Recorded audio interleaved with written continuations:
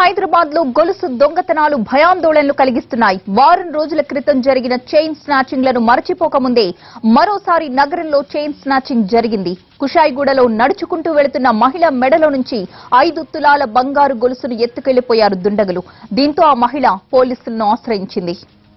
నేను నా ఫ్రెండ్ గుడి దాకా వెళ్దామని వెళ్తూ ఉంటే ఒక అతను బైక్ మీద వచ్చి మమ్మల్ని తోసి గొలుసు లాక్కొని వెళ్ళాడు. అతను సింగిల్ గానే ఉన్నాడు.